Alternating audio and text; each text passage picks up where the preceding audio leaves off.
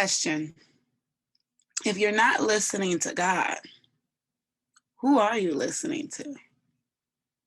Is it your spouse, your mom, your dad, yourself?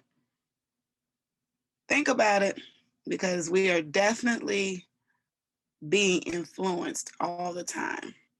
But the real question is, are we being influenced by the one who promises to keep us?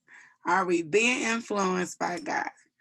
3 powerful scriptures that give us promises when we listen to God. Proverbs 3, 5, and 6 says, trust in the Lord with all your heart and do not rely on your own understanding. And think about him in all your ways, and he will guide you on the right path. That's the Holman Christian Standard Version. Jeremiah 33 and 3. Call to me, and I will answer you and tell you of great and incomprehensible things you do not know. Matthew 6 and 33. But seek first the kingdom of God and his righteousness, and all things will be provided for you. So when you think about it, if I seek God, I get 3 things that I think everybody in this world wants.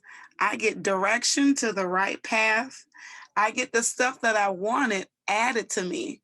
And then I get answered by God. I get answers from God. I get informed of things that I didn't know.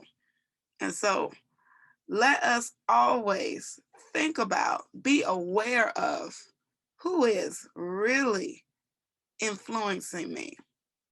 Remember, today is a new day. So even if you weren't listening to God on yesterday, let's start today on the right foot. So today, let's seek the one who promises that when we seek him, we will find him.